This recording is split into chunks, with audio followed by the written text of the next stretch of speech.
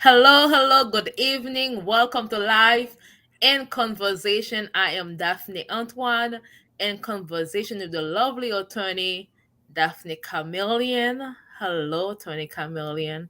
Hello, hello. How are you this evening? I am well. How are you? Good, good, good. It's Wednesday, hump It day. is. It is. I know Wednesday are usually pretty busy for you with the type of work that you do. So, anything, I guess, out of the ordinary today? No, just it's raining outside, Exactly. one of those days, but it's still like in the 50s, and it's March in Chicago area weather, so I'm happy about that. It's in the 50s. Yes, we are grateful. Also, for those of you watching either for the first time or who have been here with us throughout this journey, this is Live in Conversation where we come live every Wednesdays at 8 p.m. to share information with regarding to helping family, entrepreneur, thrive. With that being said, attorney Camilien is an attorney, and she teaches us in a lot of information or informs us about immigration aspects. So we will have a section about that. So if you know anyone or if you have any questions, come on live. Okay, let us know any question that you have. You have an attorney with you, take advantage of it. And then we're also going to have a special guest with us later on as we are celebrating Women History Month. We thought it was important to highlight a few women who are pioneers in the field, who are making stride, who are trailblazing, and who are making ways for other people who are interested in their career. So that being said, we're always sorting for disclosure. So at this time, I'm gonna have Attorney Camillion state or disclosure for us. Sure. So I'm an attorney. Anything I say this evening does not enter us into an attorney-client relationship. Renee is a financial entrepreneur. Anything she says does not enter you and her into any type of fiduciary relationship. All information this evening is for entertainment purposes only. Back to you, Renee, or Daphne Renee. Sorry. Awesome, awesome. No, that's okay. Daphne, when they are, it's all me. It's all me. So, what's new with regards to immigration? What can we expect? What are you gonna be teaching us this evening? It's all on you. Sure. Not. Oh, I do we don't. start with the highlight? Oh, if you want to, sure. Okay, no, let me have you start, and then we'll do the highlight. Sure. So, um, immigration news. It's not too much going on, except right now. As you know, Russia and Ukraine are in a war, and so what that. So you may be asking, why am I talking about this? We're talking about immigration news. How is that going to affect us in the United States? Well, more and more people from Ukraine have been coming to the United States seeking asylum, have been seeking. The U.S. has designated Ukraine as a TPS country. Remember, TPS stands for temporary protected status. But also, as another side effect in what's going on in that type of the world, place in the world, excuse me, area of the world, more Russians are coming to the U.S. So people might be surprised to know that the amount of Russians coming to the U.S. has increased during time frame of I believe it was August to January. August 2020 to January, this January, there was an increase. So there was over 8,600 Russians that came to the border, the U.S.-Mexico border, trying to come into the United States to ask for asylum. 8,600 is a lot, or might not seem like a lot to people, but if you look at it the year before, during that same August to January timeframe, there was roughly, I believe, 253 Russians had come. So in a year later, we looked at went from 253 to over 6,600. And so that was from, remember, August to January. Right now we're in March. So February, March, I'm sure more people came. And every month more people are coming. And how they're coming is they're flying from A lot of people are flying from Moscow to Cancun, and from Cancun, they're making the voyage over to Tijuana, where they'll present themselves at a border. So it's going to be interesting to see how the U.S. is going to, if they're going to allow them in, if they're going to make them remain in Mexico to file their asylum claims, or are they going to deport them back to Russia. So we have to stay tuned.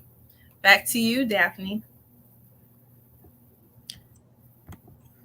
Well, we always have you here to let us know, to inform us. So, I mean, at the end of the day, there was one article that I read. It talks about how, people in Russia, it's, I mean, there's a war going on, and everybody may have the different opinion, but at the end of the day, both sides are affected.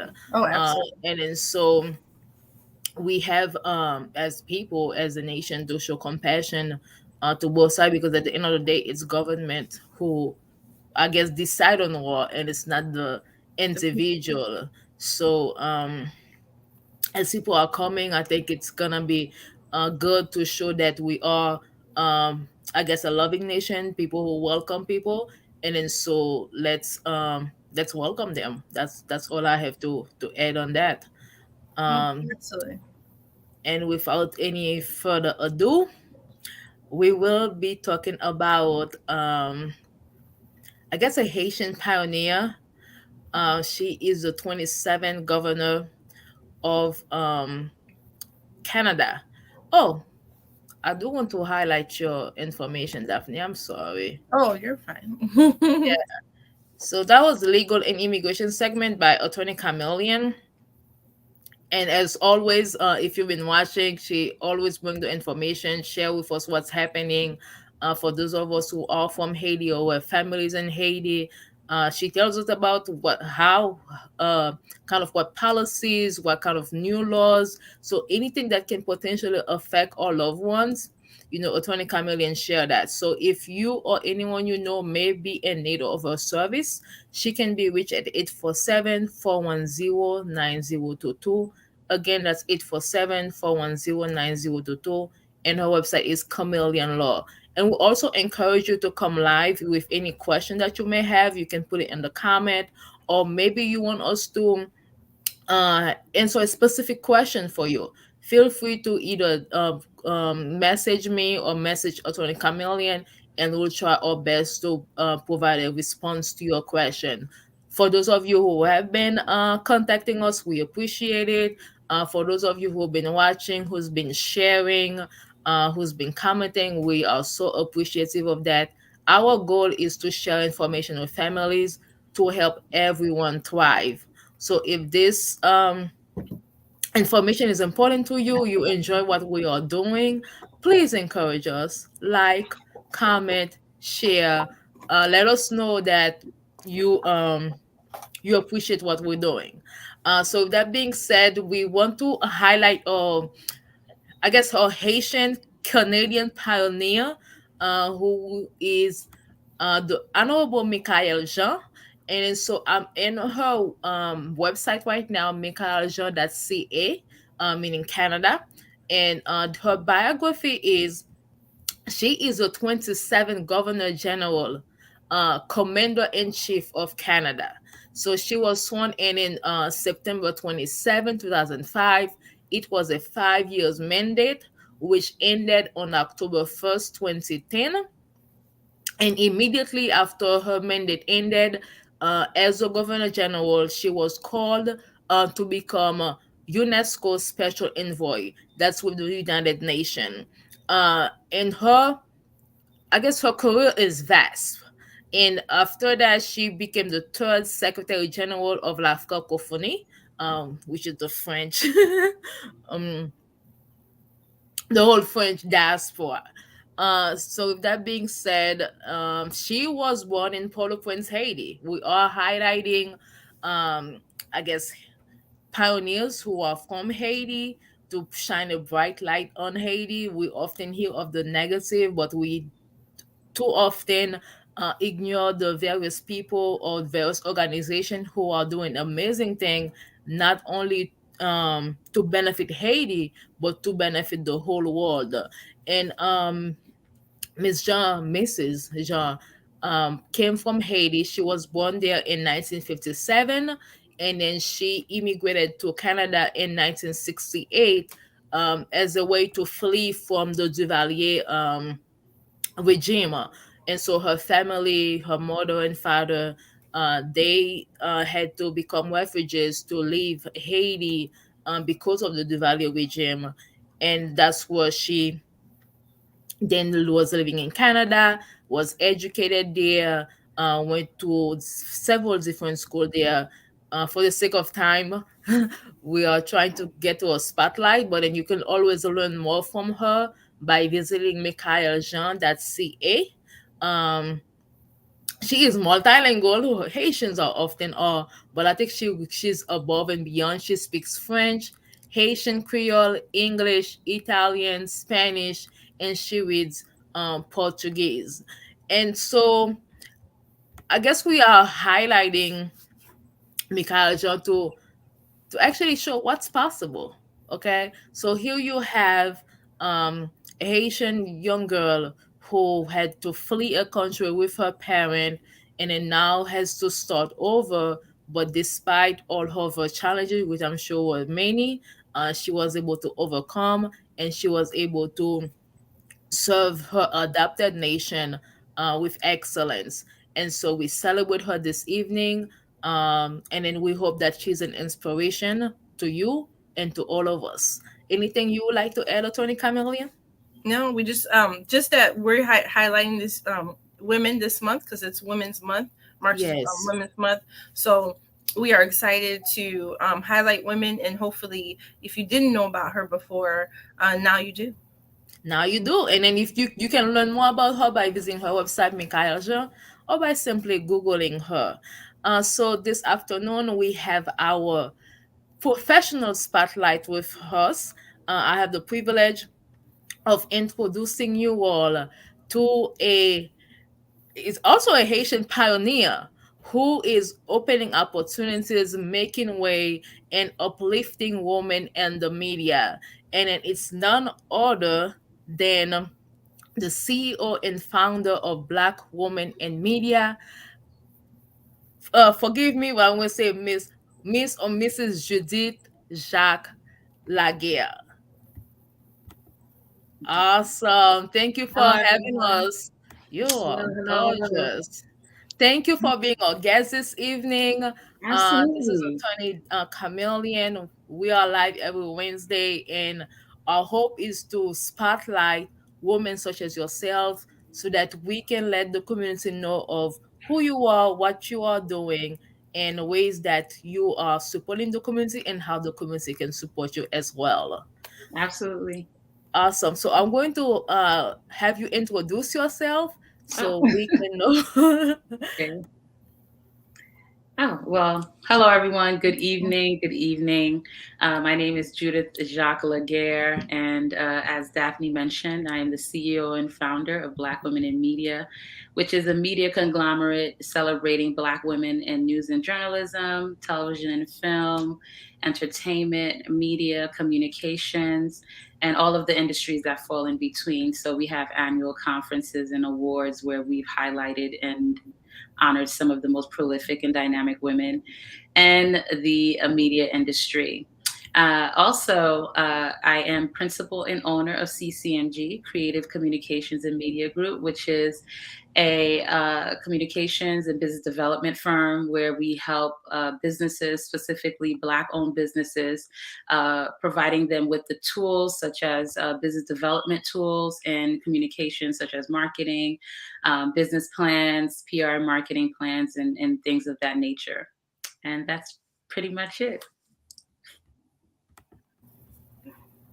That Awesome, awesome. Thank you so much for being with us. Thank you. Thank you for Daphne, would you like having to me. say the first question, or you or me? yeah, just like what made you want to start Black Women in Media? Just some more information about like what's your background, like school wise, or just like what motivated you to start.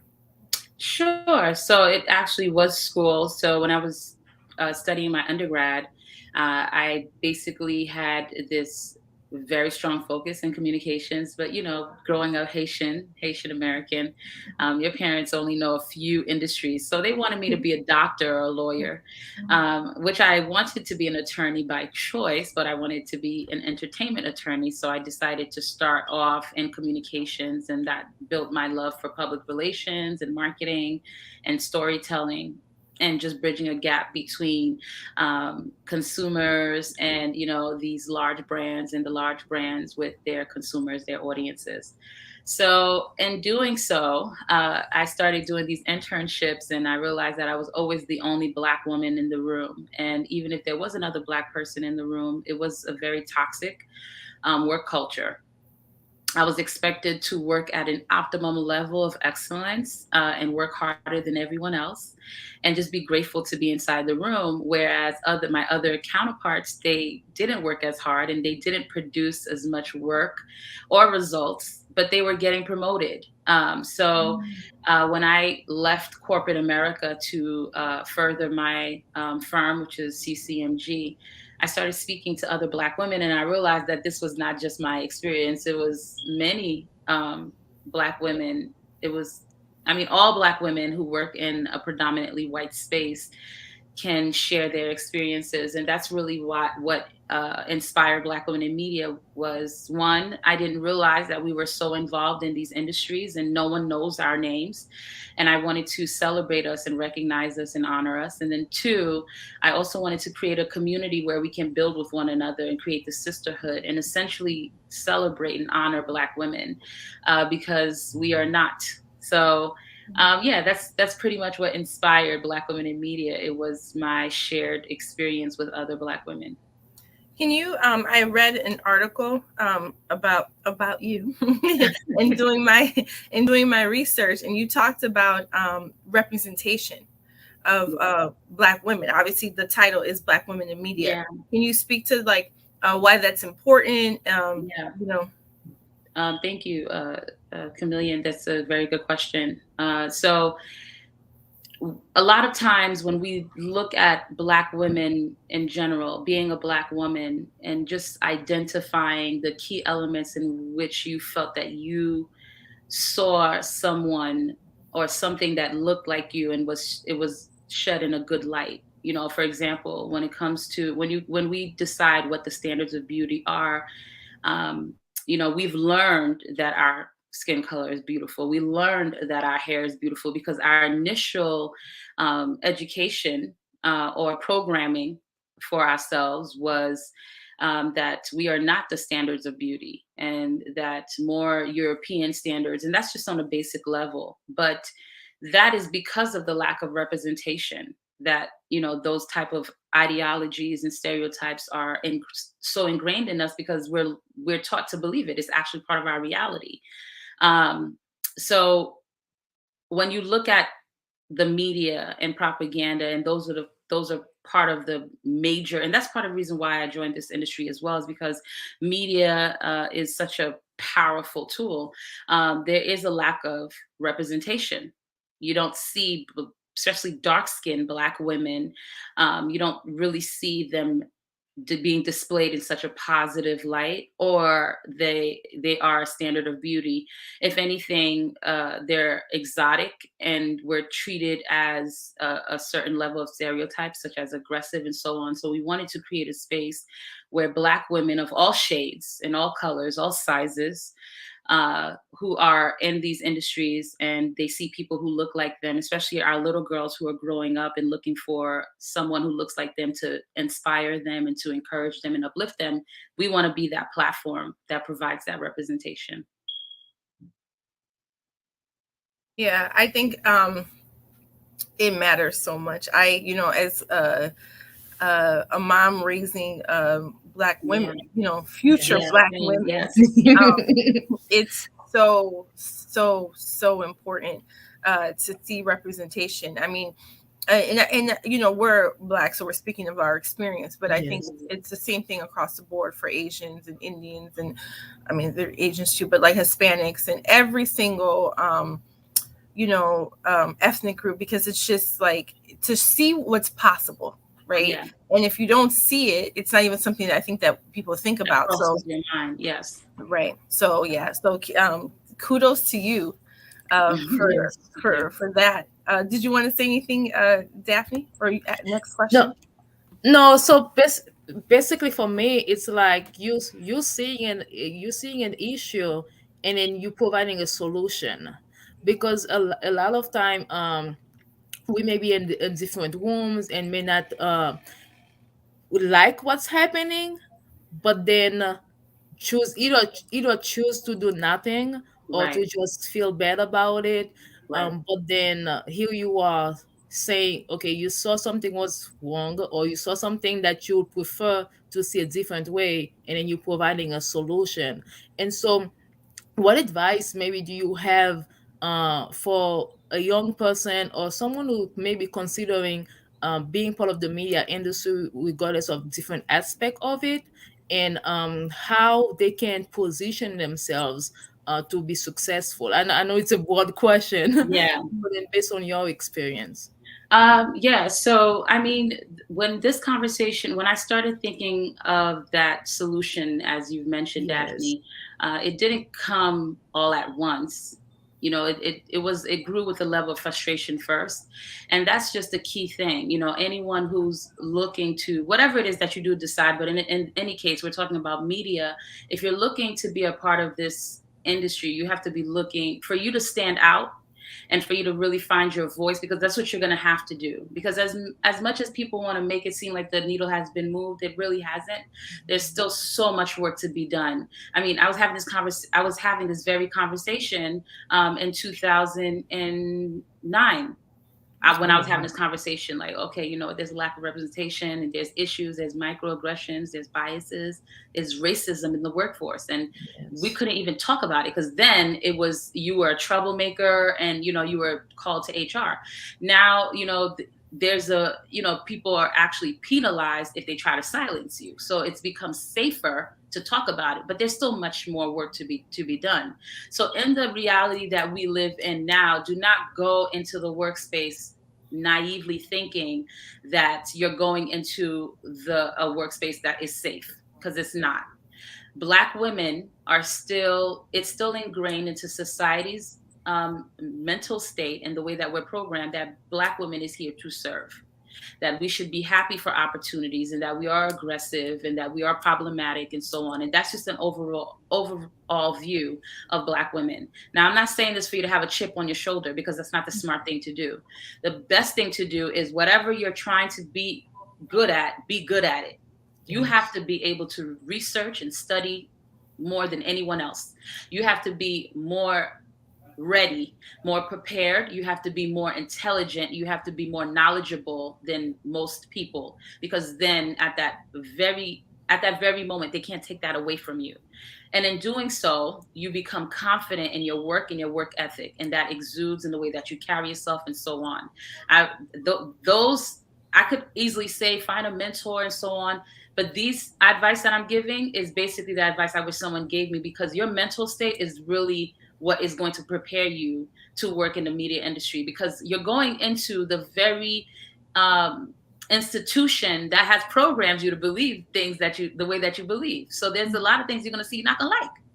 And that's just the honest truth. It's not all glitz and glamour. It's a lot of hard work. It's a lot of very difficult and challenging situations. And it's a lot of, you need to continue to be your best self. You have to make sure that you're continuously learning the new nuances, the new programs, the new, areas and growth in your industry. You have to always make sure that you're up to date, because these are the things that people cannot take away from you. That is what's going to secure you, no matter what. No other advice matters other than the work that you have to do in yourself. I know that was long-winded, but no. It's perfect. No, it's great advice, especially for people who are entering into any profession. Yes, exactly. How to navigate. I wanted to ask you now. diversity is the new buzzword, right? And so diversity and inclusion. And now there's everywhere you look, there's a new diversity and inclusion position that's being opened up, right? You know, in a lot of companies. How do you think that with diversity being the new thing, that, you know, the new, I don't know, it thing, how has that impacted your business? And what do you anticipate in the future, or has it not impacted it? It has, in ways that we haven't even tapped into, because this is a golden age for Black people. Regardless if a lot of it is performative, DEI, you know, diversity, equity, inclusion here and there and so on, it is your job to hold these companies and these brands accountable for their promises.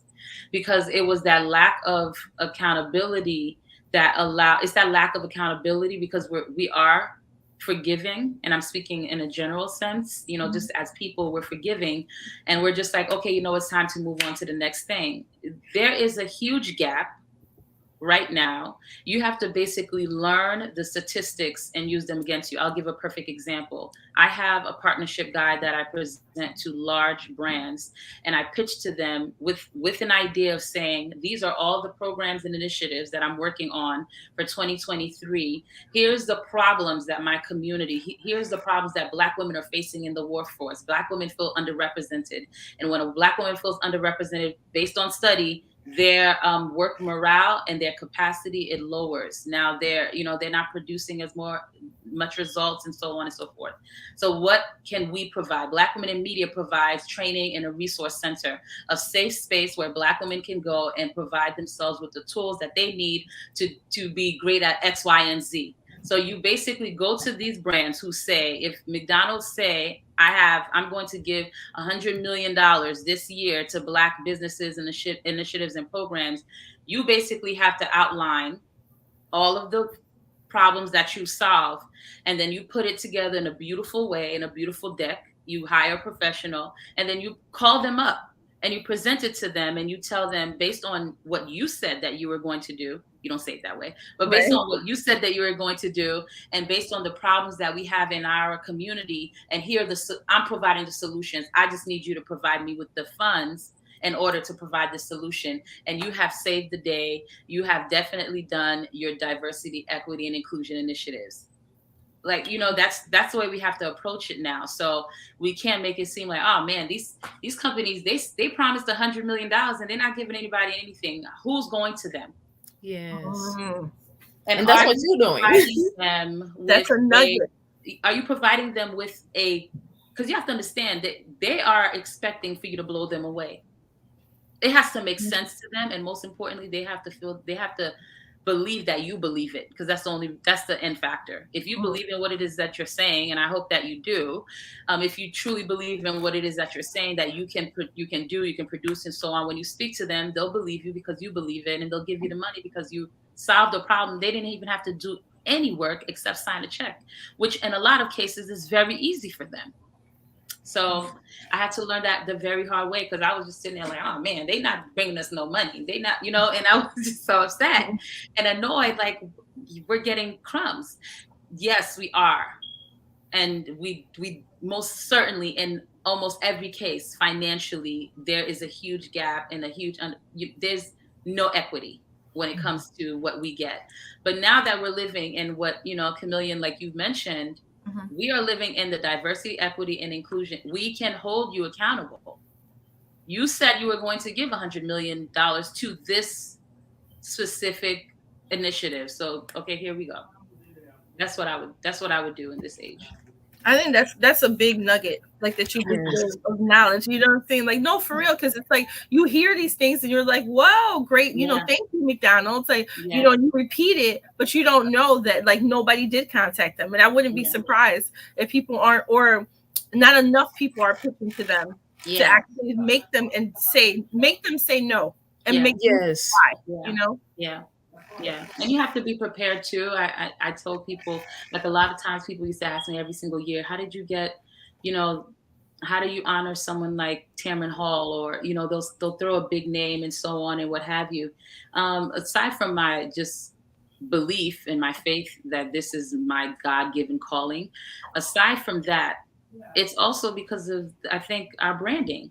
You know, I could have done the packets myself, and in the beginning, you know, I was, but then when you're trying to get to a certain level, you're trying to attract a certain, you have to become that.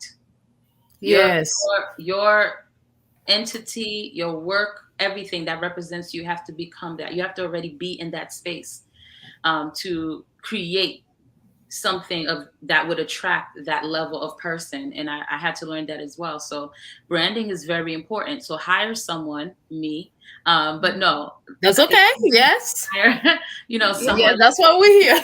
who has a track record, you know, of what it is that you're looking for, and they're able to produce it for you, and you have to be ready to invest that as well. You know, that's a big thing that that's another conversation, but thank you, Louise. Yeah. I do want to follow up on that. So with Yeah, creative communication, right? yeah, Do you provide, I mean, obviously you provide the branding aspect, but then do you provide the coaching as well? Because yes, what you just shared with us now, not many people may know how to go and approach the companies. yeah. And so do you provide all this service too? We do. I do. Awesome. So Awesome. I don't promote my consultations because a lot of time this is something that's new to our Yes. community. I think my consultations start at $250 per hour. And I have these conversations with the women that I'm working with. Don't waste your time booking a consultation if you're not going to do the work. It's just that simple. Yes. You have to be ready, you know? So it's funny that you mentioned that because there are women like you ladies and like me who just take action. We have a vision and we just run with it, and it grows. And as it grows, and there are some women who are afraid to be that risky, you know, because it takes a lot of um, brave, you know, you have to be brave to put yourself out there. You just have to. So you're already 50% there. Now you have to be prepared to do the work, and it's a lot. It's a lot of work. I see it on your Facebook page. I do. Um, so go back, let's go back maybe to growing up. Kind of like Yeah, let us know a little bit about your background, like where did you grow up and sure. exactly what was a dream and has it been realized? Wow, that's a that was no one's ever asked me that before. Um, so I grew up in Westbury, New York, which is in Long Island, New York. Um, I grew up in Westbury and Newcastle to be exact, and it was um, a very eclectic. I'm happy that I grew up there because I was able to. There was a huge Haitian community there too. So, but there was also a huge Black American community and Spanish community. There was a white community, but they ran after we started filling in the district. But I was raised Haitian. You know, my first, even though I was born here, my first language was actually Creole, because my parents were not having that. They were like, okay, you're Haitian and so on. My dad's a pastor, so I grew up in the church. I grew up in Newcastle, as I mentioned, and there was a lot of stigmas about Haitians and so on. But for whatever reason, I think it's because I was raised with the culture. I fell in love with it, so I was very proud to be Haitian. And a lot of kids didn't like that, especially because of the ignorance around being Haitian and our history and what that is. So growing up was a identity crisis. Am I Haitian? Am I American? Am I Haitian American? What does that mean? Am I, a Christian? Am I just a teenager trying to figure it out? So it was a lot of learning, and I feel like anyone who grows up in you're like first generation of something, you're stuck with this identity crisis because you don't really you know what they're telling you at home, but at school you're supposed to be something else, and it's a lot of pressure for kids, So I try to remind myself that when I think of my teenager. I have a 16-year-old. I was also, a teen mom. So growing up in the church, that was fun. Being, pregnant and in church and so on. But all of those kind of, shaped me and what have you. But I went to Haiti like almost like it felt like almost every year, you know. So I was very much in tune with my Haitian culture. I had to learn how to cook. I had to, you know, like all of the things that define you. So that was my, you know, as a Haitian woman, all the things that define you as a good Haitian woman. And then I had to mess it up because I got pregnant at 17. But I made it. So all jokes aside from that, growing up, I thought I was going to be like this singer and this amazing attorney. But then, you know, after my son, I said, I need to find something to graduate and get into quick because I need to make money and take care of my baby. And that's really what shaped my trajectory into communications and so on. But I still want to go back to school and be a lawyer. You do. We'll have to talk about that. I have to tell you, don't do it. No, I'm kidding. Right. Everyone's like, don't do it, girl. No, we'll talk afterwards. But I did want to say, I completely identify with the two things. I completely identify with the growing up in both worlds. I used to always say, like, as a Haitian American first generationer, that I always talk to both sides, right? Like, yeah. I always talk when I'm talking to my parents, I say, like, you know, when they give, you know, talk to me about like Americans and how it is, you know, to be in America, I always, you know, and just kind of give like I always feel like I have the best of both worlds. Yeah. Because I have that Haitian side. So, yeah. And I have their stories of growing up and their background, and then being in America and being able to take advantage of so many opportunities and just approaching things differently. That just so you just kind of get like a different vantage point. So I think that's, you know, it's an interesting way to grow up, but I think it's I think in the long run, I think it's wonderful. And the last thing, for sure, yeah. And I was gonna say, yeah, and sure. Not saying you didn't say that. I know. No. You worded it perfectly. Yeah. You're absolutely right.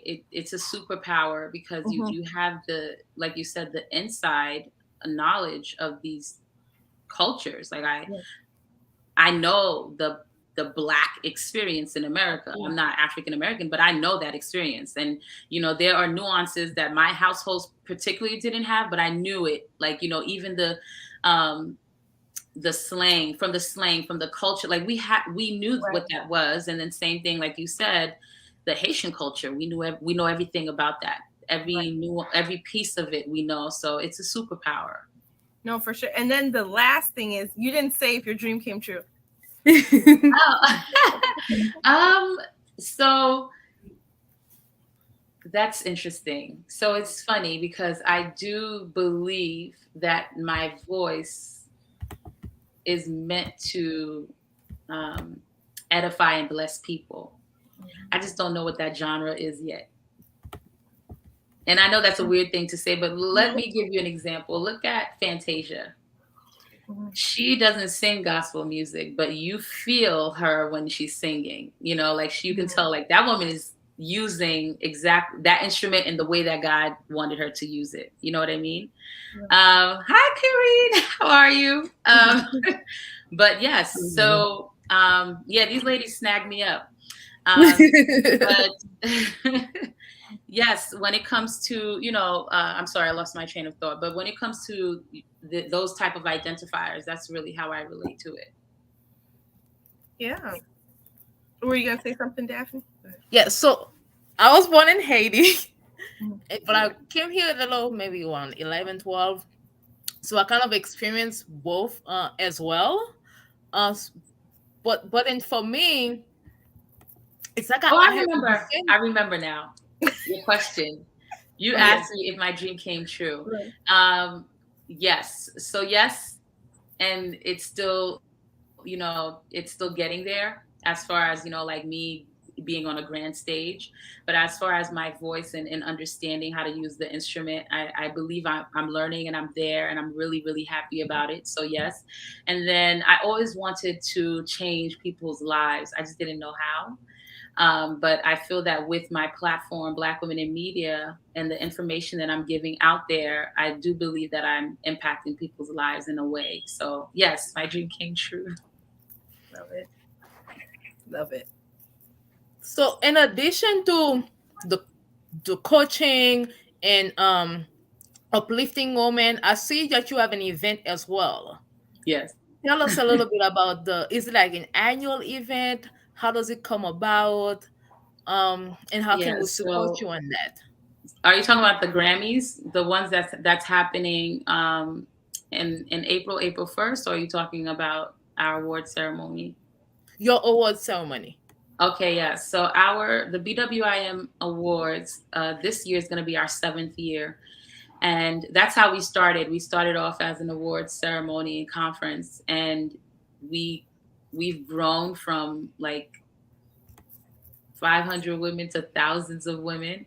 Wow. It's going to be both virtual and in person. It's in New York. That's where where it takes place. This is going to be our 7th year. I'm really excited about that. And our conference is 5 days, and then our awards is on the 6th day. And we recognize women in news and journalism, television and film, radio and broadcast, communications, media, entertainment, and all of the industries in between. And we honor them. We have speakers, we have master classes, we have panel discussions, and workshops. So it's a very exciting time, and it's exciting to just see the growth of the platform. But it's definitely empowering to be surrounded by these beautiful and powerful women, and they're all in a room and in space together. So yes, this is an annual. Annual. Okay. So let me Yeah, actually share your website. So for our audience who are watching and want to absolutely. connect with you. Okay. So first, this is your Facebook page. This is how I connected with you. Yes. Um, so if you all want to connect with, so you only have the Judith Jacques here, but it's Judith Jacques Laguerre, and this is our Facebook page, and then this is the Black Woman in Media page. So please like it and support this amazing, I guess, program initiative, and also this is how you can connect with Mrs. Judith Laguerre, BWIM.org@gmail.com.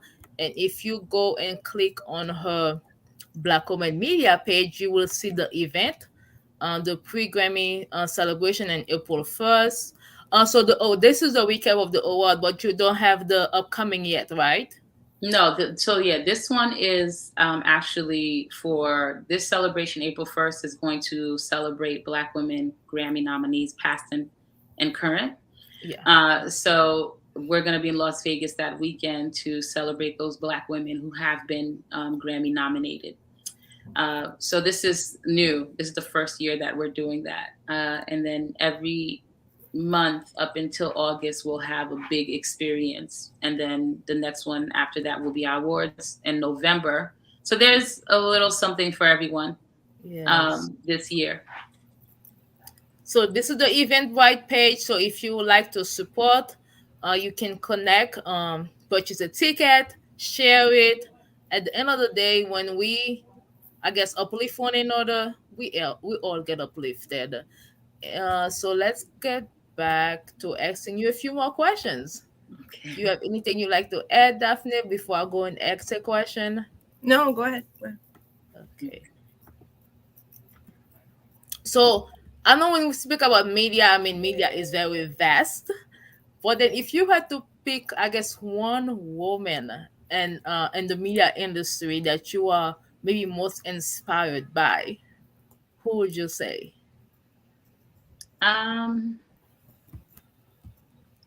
It's a few women, but I would say it's definitely Michelle Obama. And I know that's probably a lot of women, but it's a lot of people probably would choose her for different reasons.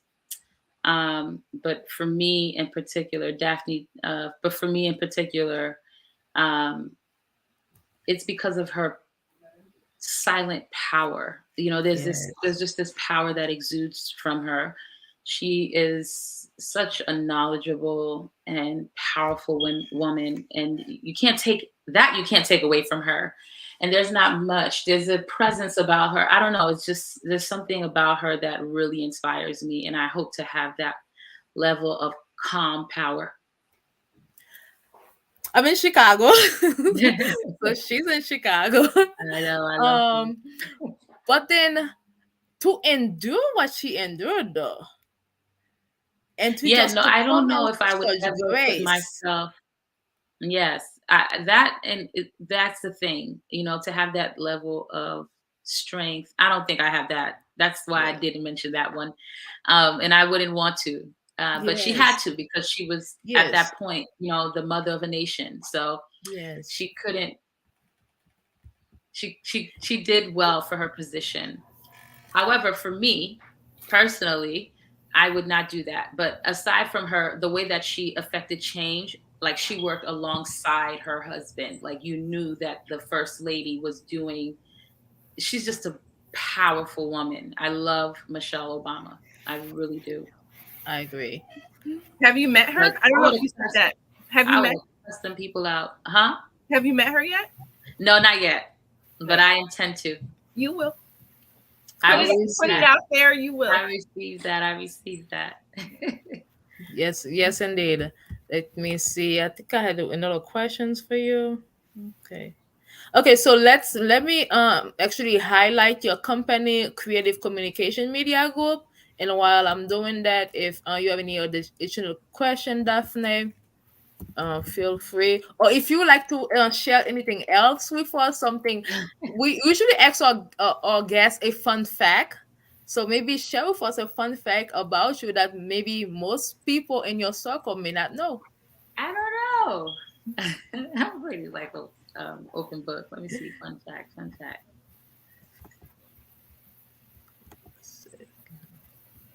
I played the alto saxophone for like Oh, 12 years. Oh. that's When's the that's last time you? interesting. When's the last time you played the saxophone? Um, 2017. Oh, okay. It's been some time. But yes. That's cool. No, I wanted to ask you. Sorry. If a person's sitting out there listening to this and they're ready to do the work, and they Yeah. want, your expertise and your help, what is the best way to, like, what is the guaranteed way that they'll get to you? Uh, my email would probably be best, or Okay. LinkedIn. I'm Judith Jacques Laguerre on LinkedIn, or they can email me at judithjacques1@gmail.com. Okay. And I will, set up a time for us to speak and see what can be done. We have to have like that preliminary conversation. Very well. Yeah. All right. You got it? Yes, I'm still trying to get the website. Oh, okay. I don't know how. I have Well, so many. ccmg.agency. Yes, yes. Thank you. CCMG that agency. Yep. Okay. Because not So only do you have the Black women in media to uplift and celebrate, but then you have CCMG that agency to help us prepare us so we yeah, can be in the celebration stage. right. So we do have to share that with our audience to know exactly what are the services that you offer, and boom boom. So this is it. Yes. And even your website, like not only this website but then the Black woman in media website, it shows the excellence aspect that you are speaking about, how depending on how you want to be received, you have to present yourself as such, and your website definitely portrays that. Well, thank you. Thank you. You're welcome. So this is it, ccmg that agency. So if you want to get in touch with Mrs. Judith Laguerre, Jacques Laguerre, this is the contact us, and you can request a free quote here, and then the email is info.ccmg.agency, Yeah. and then you got the services right here. Did it say free consultation? Yeah. That's our first conversation. Yep. For you, first conversation. Okay. Yeah, that's because most people they don't even I coaches. understand. Yeah, they don't Mhm. even do the initial conversations. It's like, okay, here's the invoice you got to pay prior to meeting. But I feel like I'm still old school. I think it's very important for us to talk and see if this is even a match. It Right. doesn't make sense. Yeah. Right. So people should take advantage of that because not a lot of people offer free consultations. She's right. If in order to speak to someone like her, you do have to drop some money and then find out, we're not a good match, or you're not ready yet, or you might not Yes. be Right. ready yet. A lot of people aren't ready. Yeah. Okay, that's something that I'm not ready. I'm sorry, that's my mom. You're fine. Thank you so much for coming tonight.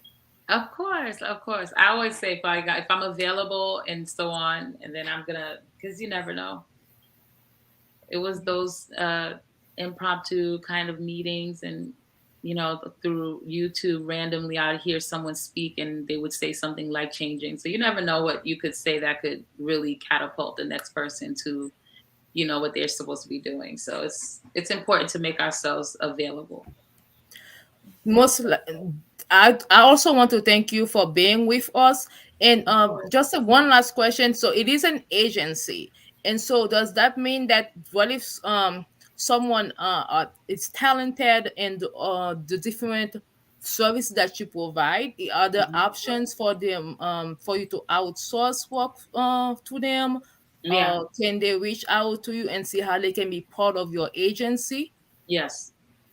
Absolutely. They could submit their resume as well as, any um, opportunities that they would be interested in, and then we'll take it that way. And, the way that our firm works too is we work per project and we build teams centered around projects.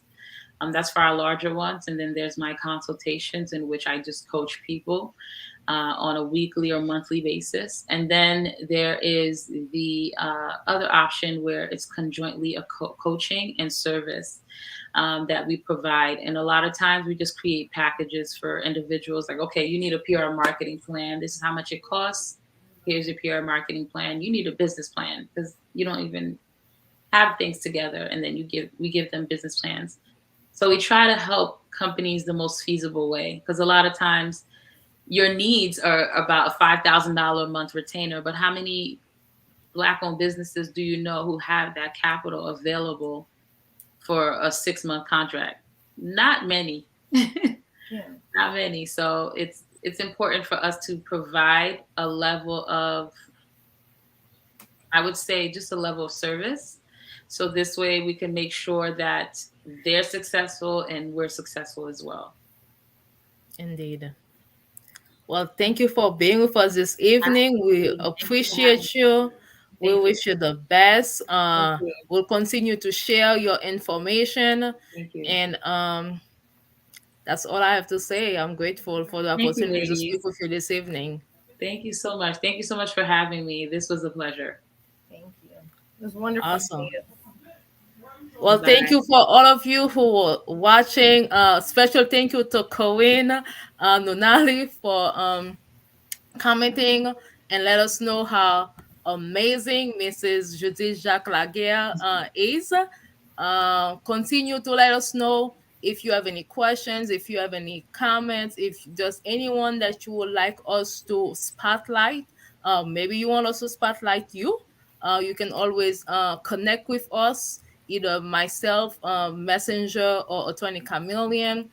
Again, Attorney Camilien share information with respect to current immigration laws, any immigration laws, anything that's happening with respect to immigration. She will always be here to share that with us. And if you or someone that you know is in need of a service, you can connect with her at 847-410-9022. That's 847-410-9022.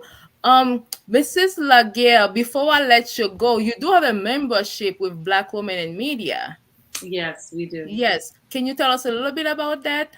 Sure. So the membership is a monthly. You can choose to be a monthly, month to month member, where you pay like between 14.99 to 49.99 per month, and each of the memberships have a different tier of service that you receive within our community. We also have a lifetime membership, which provides you a scope of opportunities. Some of them, such as being listed on our website and things like that. So there's many opportunities that people could take advantage of as far as being a member. You also get discounts, from our experiences and events, and you have the opportunity to tap into our directory. Those are, yeah, so you can do either monthly or yearly, and then the lifetime membership is right under there. Awesome, awesome. Well, thank you once again. Have a good evening, everyone. This Thank has you. been live in conversation. This is Woman History Month, and here we have a woman making history with us this evening. Have a great evening. See you all Thank next you. Wednesday Bye, at everyone. 8 o'clock. Bye for now. Thank you Bye. again.